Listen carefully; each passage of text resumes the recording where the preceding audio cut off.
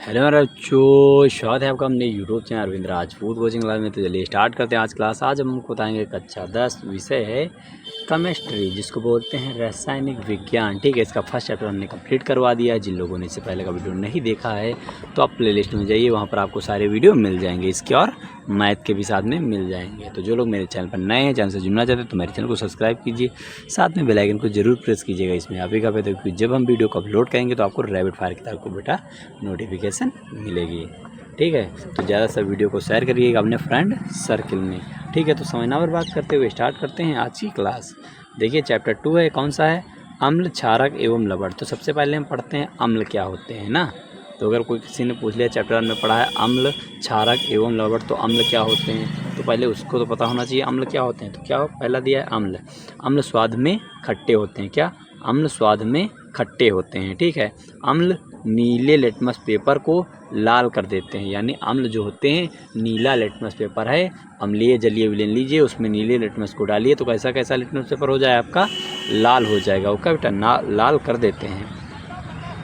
अम्ल वे पदार्थ हैं जो कि जलीय विलयन में एक या अधिक H+ आयन उत्सर्जित करते हैं। यानी एक या एक से अधिक H+ आयन क्या करते हैं? उत्सर्जित करते हैं। ओके बेटा, समझ में आ गया होगा। उदाहरण जैसे हाइड्रोक्लोरिक एसिड, नाइट्रिक अम्ल HNO3, hydrogen sulphate H2SO4, acetic acid, ये सब क्या है बेटा? आपके अम्ल हैं।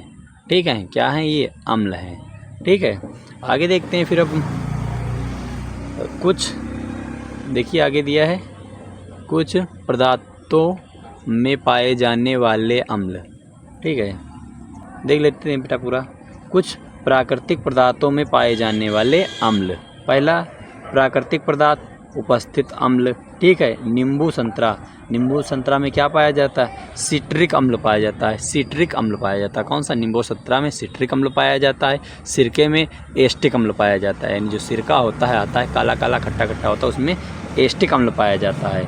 टमाटर में ऑक्सेलिक अम्ल पाया जाता है। कौन सा? ऑक्सेलिक अम्ल पाया जाता है। और दही में लैक्टिक। ठीक है, दही में लैक्टिक अम्ल पाया जाता है। ठीक है, अब देखते हैं अम्ल हो गया। आगे क्या था? क्षार। अब देखते हैं बेटा क्षार। ठीक है, पहला क्षार स्वाद में कड़वे होते हैं। अम्ल का उल्टा ना, क्षार स्वाद में कड़वे होते हैं। क्षार लाल लिटमस पेपर को नीला कर देते हैं। ठीक है, अम्ल का उल्टा, उसमें वो क्या कर रहा था? नीले लिटमस पेपर को लाल कर रहा था, ये लाल लिटमस पेपर को क्या कर देगा? नीला कर देगा। यही लिखा है ना, क्षार लाल लिटमस पेपर को नीला कर देते हैं। ठीक है, क्षार वे पदार्थ होते हैं जो कि जलीय विलयन में OH- आयन उत्सर्जित, आगे देख लीजिए, उत्सर्जित करते हैं। ठीक है, OH- आयन उत्सर्जित करते हैं। उदाहरण सोडियम हाइड्रोक्साइड ना, NaOH, potassium hydroxide, calcium hydroxide, magnesium hydroxide. Note है, नोट पढ़ लीजिए। नोट में क्या लिखा हुआ है देख लीजिए बेटा। नोट आपका दिया हुआ है, पेट की अम्लता को दूर करने में मैग्नीशियम हाइड्रोक्साइड, यानी मैग्नीशियम हाइड्रोक्साइड का प्रयोग किया जाता है। मिट्टी की अम्लता को दूर करने में कैल्शियम हाइड्रोक्साइड का प्रयोग किया जाता है। ठीक है, फिर अब देखते हैं बेटा सूचक। सूचक क्या होते हैं? ठीक है, पहला है ऐसे पदार्थ जो विलयन में अम्ल एवं क्षार की उपस्थिति को रंग परिवर्तन द्वारा या गंध परिवर्तन के द्वारा सूचित करते हैं। या तो उसका रंग बताते हैं या तो उसकी गंध बताते हैं। वो क्या कहलाते हैं बेटा? सूचक कहलाते हैं। क्या कहलाते हैं? सूचक कहलाते हैं। सूचक के प्रकार। ठीक है, पहला है प्राकृतिक सूचक। वे सूचक जो प्राकृतिक स्रोत से प्राप्त किए जाते हैं। ठीक है, प्राकृतिक स्रोत से प्राप्त किए जाते हैं, क्या कहलाते हैं? क्या कहलाते हैं? उसे प्राकृतिक सूचक कहते हैं। ठीक है, उदाहरण लिटमस, ठीक है, हल्दी, पत्ता गोभी, पेटोनिया, जेरानियम। ठीक है, ये सब क्या हैं? प्राकृतिक सूचक के बेटा उदाहरण हैं। आगे नोट पढ़ लीजिए। देखिए नोट लिखा हुआ है, क्या लिखा हुआ है नोट में? देखिए लिटमस विलयन बैंगनी रंग का, ठीक है, रंजक होता है। जो लिटमस विलयन है किस तरह का होता है? बैंगनी रंग का रंजक होता है, जो थैलोफाइटा समूह के लीचेन, ठीक है, लीचेन पौधों से प्राप्त किया जाता है। एक लीचेन का पौधा होता है, उससे प्राप्त किया जाता है। उदाहरण प्राप्त किया जाता है, ठीक है। अब पढ़ेंगे संश्लेषित सूचक। संश्लेषित सूचक क्या होते हैं, ठीक है, वे सूचक जो रासायनिक रूप से तैयार किए जाते हैं। किससे? रासायनिक रूप से। रासायनिक जाते हैं जिसमें रिएक्शन होती है, ठीक, रासायनिक रूप से तैयार किए जाते हैं, उसे संश्लेषित सूचक कहते हैं। उदाहरण मेथिल ऑरेंज। मेथिल ऑरेंज ऐसे बना लेंगे घर पे? नहीं बनेगी ना बेटा, लैब में वो केमिकल की तरह से तैयार होती है, रासायनिक की तरह से, इसलिए ये क्या कहलाते हैं? संश्लेषित सूचक कहलाते हैं, ठीक है। मेथिल ऑरेंज फिनाप्थलीन, ठीक है, सॉरी फिनाल्फथेलिन है। ओके, आगे देखिए गंधीय सूचक क्या होते हैं? ऐसे पदार्थ जिनकी गंध अम्ल या क्षार के माध्यम में बदल जाती है, या तो अम्ल में बदल जाएगी या क्षार के माध्यम में बदल जाएगी, ठीक है, उसे गंधीय सूचक कहते हैं। उदाहरण प्याज हो गया, ठीक है, वेनिला आदि। समझ में आ गया होगा।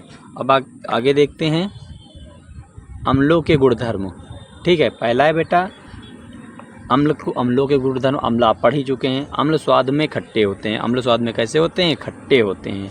ये जल में घुलकर H+ आयन देते हैं, यानी अम्ल, ठीक है। दूसरा है ये नीले लिटमस पेपर को लाल कर देते हैं, यानी जो अम्ल है नीले लिटमस पेपर को लाल कर देते हैं। और क्षार क्या करते हैं? लाल लिटमस पेपर को नीला कर देते हैं, ठीक है। चौथा है इनका जलीय विलयन विद्युत का चालन करता है, ठीक है, इनका जलीय विलयन विद्युत का चालन करता है। अब क्षारकों के गुणधर्म पढ़ लेते हैं, ठीक है बेटा। पहला, क्षारक स्वाद में कड़वे होते हैं। अगर वो खट्टे होते हैं तो ये कड़वे होते हैं, ठीक है। एक दाएं जाएगा तो दूसरा बाएं जाएगा। ओके, ये जल में घुलकर OH- देते हैं। क्या देते हैं बेटा? OH आयन देते हैं, यानी OH- आयन देते हैं, समझ जाइए। ये लाल लिटमस को नीला कर देते हैं ना, वो लाल लिटमस को नीला करता है, ये लाल लिटमस को नीला कर देते हैं, ठीक है। वो नीले लिटमस को लाल करेगा, ये लाल लिटमस को नीला कर देंगे। एक दूसरे का अपोजिट होता है, ठीक है। ये चूरने पर साबुन जैसे लगते हैं, ठीक है। थोड़ा सा और बच्चा है, देख लीजिए। फिर आज के लिए इतना ही बता देंगे, ज़्यादा के नहीं बताएंगे। क्या? अम्लों की धातुओं के साथ अपक्रिया।